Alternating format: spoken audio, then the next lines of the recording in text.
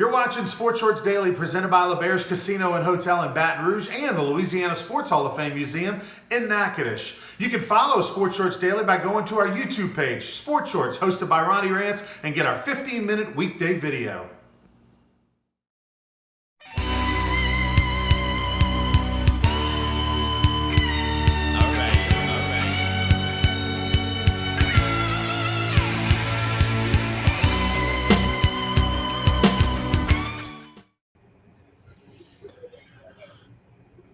Welcome, everybody. Good Tuesday morning to you here on Sports Shorts Daily, presented by LeBear's Casino. Ronnie Rance alongside TK, Tommy Chrysan, over at Tremonti's Meat and Seafood. TK, how you doing today, man? I'm doing really good, Ronnie. Glad to be here. A little Tuesday action because I had to do something else yesterday, a little golf tournament out at Greystone. Place was in great shape, a lot of fun. Made a lot of money for St. Michael's School, and it was the Warrior Classic. I saw one of your old teammates. I had a quick visit with Tookie Johnson, the new baseball coach at St. Michael's. Had a quick visit with Tookie. That's a great get for St. Michael's to get Tookie. He was, of course, the AD and baseball coach over at Runnels in Baton Rouge, and then they shut down. Their school closed, and then St. Michael's swooped him up, and that's a big time get. He's a hell of a coach. Yeah, he's one of those pure baseball guys. You know, we had a U-Trip tournament that was at his ballpark a couple of times last summer, and I sat with him like all day, and we told stories. I mean, he's baseball and was a very, very good player. As you know, you were his teammate. By the way, speaking of baseball guys, you didn't see Buzzy Heidel? He was at that tournament yesterday. I did not see the Buzzmeister. Yeah, he played. I wish I had to do that. I mean, I didn't see him. Yeah, he stopped by the house after on his way home. Oh, okay, well, I'm sorry I missed Buzzy. I mean, 3.1. He said their team shot 7 under. What did y'all shoot? Even par. Oof. And in par, your friend? We did make an eagle. Okay, so par was not your friend. Bogey. You couldn't take more than a bogey. Okay. I like that. Yeah, and we had a couple of those, but we eagled the par 5. You'll like this, Ronnie. Let's see, 10, 11. 14. 14? Yeah. They had a thing called Red Blast where you could hit one time from the red tee. Yeah. I crushed the drive on 14. Yeah. We had 82 yards to the green. Yeah. We got up and down for an eagle. They should call that the Casey McKenzie Blast because he only plays from the red tees. That's all he plays. Well, if I could play from there, I might be good. Heck yeah. All right, Tommy, let's talk a little sports. Sports Shorts Daily, presented by LeBear's Casino and Louisiana Sports Hall of Fame. First off, big story that broke in Baton Rouge regarding LSU. One, are they going to play against Alabama? We checked Twitter, we checked everything right before we went on the air here Tuesday morning, and right now LSU and Alabama are still on for 5 o'clock on Saturday. That all could change. We knew that LSU's already decimated with numbers. They were somewhere around 67, 68 scholarship players between transfers and illness and sit-out and everything else. They were already down to about 67 or so scholarship players. They have to have 53 scholarship players, or you can opt out of the ball game. Right now with the COVID and the quarantining, this LSU-Alabama game's realistically not going to happen. My question to you, TK, is if you had a choice, would you play it? Yeah, I mean, it's part of 2020, Ronnie. I mean, we got so many off-the-field stories. This is yet another one. As you said, we know they canceled player interviews today. That's normally a Tuesday thing. I don't know if we're going to get an announcement. I know we're sitting here Tuesday morning. A lot of people curious, a lot of people wondering, and I guess we just got to sit back and, you know, we do know the Auburn-Mississippi State game's already canceled here, even though that was last night on Monday. So we're going to have to wait and see if LSU got enough players. They're going to follow the rules and the protocols from the conference office. And I don't know. You know, I do know this. The line was 23.5, and it jumped to 27 in a short amount of time yesterday, which would tell you a lot of money came in on Alabama early in the week. So the question is, should LSU play or not? Already Rachel Goff saying absolutely not, that they should not play the game this week. That's funny. I think that's kind of the sentiment of a lot of LSU fans, is that is that, look, no Myles Brennan. We're hearing reports that he's definitely not going to play against Alabama. There's reports that he's going to be out for the year, possibly surgery needed. So if you don't have Myles Brennan, Max Johnson's being leaked as a possible guy who might be on the COVID list or the quarantine list. He may not be available.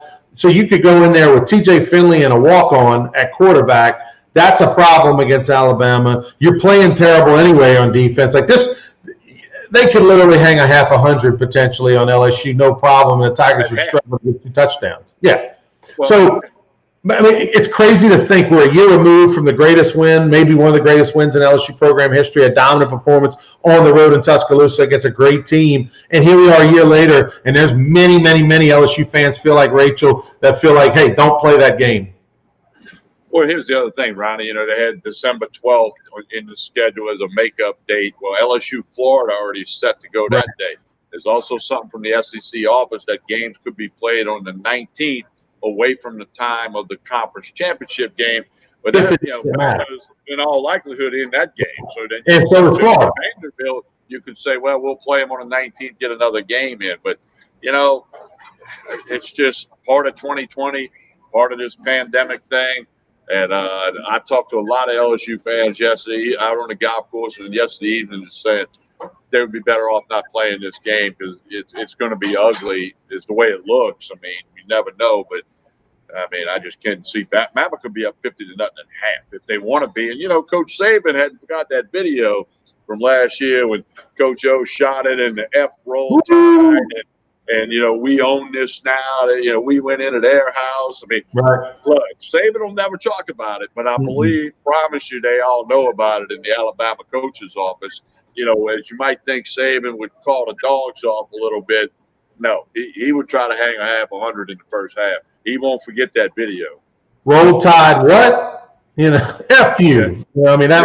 So, be careful what you ask for. Yeah. And look, and truly, Saban over the years has really not been a guy who's run it up. Anytime they play a cupcake or an opponent, usually they shut it down in the second half. I mean, it's rare that they cover those giant 50, 60-point spreads. So because of that, you would think that Saban would probably take it easy on LSU. But because of what happened last year post-game and how dogfight it is in recruiting, I don't think there's going to be any mercy by those players for sure. Saban may feel differently, but those players are going to want to get their pound of flesh. Koy Moore is a story, freshman receiver, a guy who alleged to have been harassed, violated were the words he used by he and his family. His mother and his brother had a conversation, met with Coach O yesterday. Koy Moore claiming that a few Baton Rouge police followed him into a parking garage at an apartment complex right there off campus by LSU where students live, and didn't obviously know he was an LSU football player. And it wasn't until he dropped the football bomb that they backed off a little bit. But before that, harassed him. He felt scared. They asked him where the gun was. He's like, what gun? They put their hands on him allegedly. This is a bad deal. Forget football. This is a bad deal just based on everything that's going on in society over the last 6-7 months. That here we are. If people are violating people's rights, if police did in fact do this, and I would think, Tommy, we're going to find out. Body cam, right, is everywhere. You would think the request has been made publicly for that body cam. It has not been, presented yet. But this is just in a year of distractions, COVID, hurricanes, Coach O getting a divorce, the pictures coming out, players transferring and going pro left and right. Brennan being hurt in a year of distractions. This is just another one, and it's not a good one. It's a real unfortunate story, and certainly right now 2 and 2 is not adding up to 4. There's a lot of unknown facts need to be gathered. The body cam thing. We've heard it all our life. The videotape don't lie. Okay, so let's get the tape. And let's go through it. I know it's been requested. They have a little issue over when they could produce it. But, and the lack of transparency is what makes citizens and the people of the community mad. It's like, what, really? Okay, well, let's release it. Or y'all all go look at it privately, then release it. Or release a statement, get with the family, get with LSU. It involves an LSU student athlete. And, that's what frustrates people when you start having to wonder what might be true and what's not true. It's a sad story. It's almost like it's not going to end good no matter which way it ends. Well, Because let's just say Moore's totally full of BS, then it's not going to end good. I'm guessing he's not, based on everything. And he met with Coach O and met with Scott Woodard. Time will tell. We just got to gather more facts, I guess. Well, regardless of the outcome, and you know, there's one version, there's the other version, is somewhere in the middle. Regardless of the outcome of this is not good for LSU recruiting. It's not good for the look of Baton Rouge. There could be some players, you know, that flip because of this. I don't want to go to Baton Rouge. They're having a terrible season. They're having issues with cops, you know, with messing with football players. I mean, it doesn't take much. I mean, when players make decisions on whether to go to LSU or Alabama based on the color of a uniform or based on did they have a good time or not on their visit, something like this is more serious and could easily flip players. There's been 3 police officers that have been placed on paid administrative leave, according to Chief Murphy Paul, after Koy Moore posted a social media pic quote where he said violated numerous times during an incident Saturday night. Moore said that even going as far as trying to unzip my pants in search of a weapon. They asked him where the drugs were, where the guns were. They even said they took his phone away. He was trying to record the situation. They literally grabbed and snatched the phone. So obviously they thought he was somebody else. They thought he looked like something else, and clearly he didn't have anything wrong or going wrong. He wasn't arrested. And once he dropped the football bomb, you know, they backed off and all. And these ramifications of a story like that, Tommy, at a time like this is not good. Well, it makes you wonder, why did they even get in a position to approach him? Right. What did he do an hour before? Maybe somebody called with a complaint. I don't know. I mean, I'm just trying to guess here. I certainly have no knowledge. But so what led it to get to that point would be something I'd want to know. Here we are. We're not quite 48 hours removed from when this kind of got posted on social media in the afternoon, this Sunday afternoon, and people knew about it. So we're still within a 48-hour window, so going to give the police the benefit of the doubt. But here we are on Tuesday morning doing Sports Shorts Daily presented by the Bears, and I got to believe that if by tonight, by the time we get to 6 o'clock news, we should have a lot more information. And if not, that's troubling, because something like this should not take more than a day or two to figure out what went wrong and to be able to put that report and message out to the public. And if you know what, if the police are in the right, then let's go. Let's release that body cam, explain it away. Well, and I know they got certain legal steps they all got to take, which protect everybody involved. But look, let's move through it. I mean, this is a pressing story, and as you said, very important to LSU, very important to this community, very important to the greater Baton Rouge area, the state. I mean, there's a lot of people that want to know what really happened here, and that's fine. I mean, we'll get the info out as soon as you can. We can't get to 2021 quick enough. I mean, it's unbelievable. I mean, we got to hope it get. I mean, it's not an automatic get better thing, Ronnie. Well, right now, I've been watching the last 24 hours, man. It does look, you know, some of the drugs that are coming that are supposed to be released, maybe as quick as the third week. There's some hope on the horizon, right? There's some hope on the horizon. Well, I would hope there's hope. Yeah, but I mean, it does look positive that 2021 it's going to be better. Surely the LSU football season will be better. I think I got to be honest with you. I'm one that always wants to play the game, no matter if you're going to get your brains beat in. Right. I think this time around, TK, I'm okay with them not. As from a fan standpoint, it's not a good look though. But if it is for medical reasons, it is for medical reasons. You know, but, Ronnie, one thing that's still going to happen in 2020 is Thanksgiving, and over here at Tremonti's Meat and Seafood, they've got the fried turkeys, the smoked turkeys, the rotisserie. They've got ham available, all the side dishes. Go to Tremontis.com. You see it on your screen. Click the seasonal tab.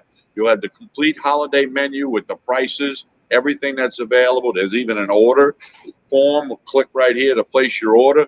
Then they'll confirm that back to you. Tremonti's Meat and Seafood, getting you ready for Thanksgiving. I've gotten fried turkeys from Mike and the staff here for many, many years. I'll be doing it again this year. They got the ham if you don't like turkey. Tremonti's Meat and Seafood in Baton Rouge, Tremontis.com. Connect on Facebook and Instagram. Find out about the daily lunch specials. Crawfish fettuccine today. That's a every Tuesday thing. Check all of that out. Get ready for Thanksgiving, the holidays. They can cater your office parties, your family events. Great catering service here at Tremonti's Meat and Seafood, and all the information is available at the website, or reach out through Facebook or Instagram, or stop by 12451 Jefferson Highway, right down the block from Parkview Baptist Church and School. You'll see the Tremonti's sign, all their trucks and delivery vehicles. Tremonti's.com, Facebook and Instagram. Check it out. You'll be glad you did. We haven't talked to you since the Saints had their maybe most dominant performance in franchise history. I know that's a big, big thing. They won a Super Bowl. I'm talking about the most dominant performance. The first half was the most dominant first half in Saints history. I'm okay with saying that. When you take into consideration the quality opponent, not that they haven't had big leads like that before, but I'm talking about the quality opponent.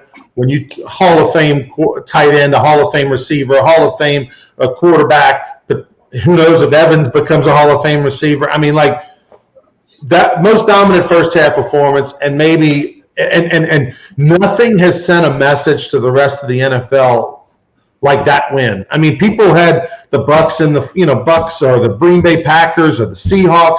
All of a sudden, the Saints, who are kind of maybe fourth on that list, just jumped to the head of the line. First thing, I love the all-white uniform. I think that is sharp and classy looking. Yeah.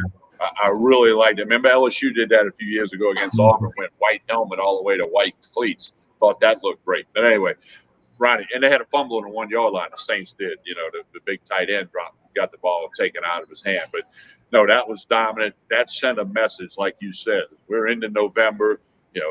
Playoffs not that far away. But the Saints played a complete football game. It's not often when a Tom Brady team has to kick a late field goal to avoid being shut out. I mean, it was just one of them days. It was all Saints from the opening coin toss all the way to the final gun. The Saints were by far the better team. That gives them a sweep over the Buccaneers on the season, which could be important when you get to when the NFC South gets all unfolded. But you're right. They sent a message to the rest of the league, the Packers and the Seahawks and the Steelers and those people, like, hey, don't forget, the New Orleans Saints. They're right where they want to be, and they've got Sean Payton, they've got Drew Brees, guys that have won a Super Bowl, been there, done that. So I think that was a big, big step in the direction of trying to win another Super Bowl for the New Orleans Saints. The Super Bowl for the Saints, boy, I mean, I thought that was I would have chuckled a week ago, but the way the defense played, that gives you hope. They're getting healthy, obviously, on offense, getting all their weapons back. But as far as Super Bowl, it's kind of silly, But the defense, they proved it on the road against that offensive potential. That's a Super Bowl defense, or good enough. I mean, the 2009 defense wasn't a great defense. It was an opportunistic defense. But that defense last night looked better than the 2009 defense. They really did. You know what I like about that defense, Ronnie? To me, it looks like they play fast. You know what I mean? It's like they're always moving. They're always getting to the ball. They play fast. And I think that's a key in any sport, relative to the sport being fast. And his defense is aggressive. They're fast. Dennis Allen's defensive coordinator, he's been doing a good job for a long time, especially when he's got the right players out there. They got a little swag with them. They ain't afraid to jaw jack a little bit. And, you got to like where the Saints are right now as we roll into the middle of November. He's Tommy Krysan. I'm Ronnie Rance, TK over at Tremonti's Meat and Seafood. Go check them out for Thanksgiving. Fantastic stuff. We'll be back with Tommy later in the week. By then, we'll know if LSU and Alabama are going to play. We'll also talk about the Saints' upcoming opponent against the 49ers. By the way, 7 of the last 8 Saints games against teams with below 500 records. Yeah, and check out my podcast, Talking Sports with TK, all the major platforms. Connect with me on social media, Facebook, Instagram, Twitter. Going to have an LSU football update podcast dropping tomorrow, so check that out as well. Talking Sports with TK, all your major platforms. He's Tommy Christ saying I'm Ronnie Rance. Don't forget Sports Shorts Radio Saturday mornings 10 to noon on ESPN Radio in Baton Rouge. Myself, Joel Davis, Chad Bruin this week will be over at All-Star Lanes talking a lot of LSU, Alabama if they play. If not, we'll be talking about the fallout of that and other games around the country. You can talk about the Parish Cup again. We did. Greystone, baby. Greystone Golf and Country Club. Dirk Lockhart, just a much better leader and coach and captain than Bobby Waters at Carter Plantation. Jumbo. Congratulations to Dirk and the boys over at Greystone for taking home the first ever Parish Cup, which isn't a cup, by the way. We'll talk about that and show you a picture of it on next week's show. He's Tommy Christ and I'm Ronnie Rance. Have a great day, everybody. Thanks for watching Sports Shorts Daily, presented by LeBear's Casino and Hotel in Baton Rouge and the Louisiana Sports Hall of Fame Museum in Natchitoches. Don't forget to follow Sports Shorts on Facebook, Twitter at sports_shorts, and check us out on Saturday mornings from 10 to noon at Sports Shorts Radio on 104.5, 104.9 ESPN Radio in Baton Rouge.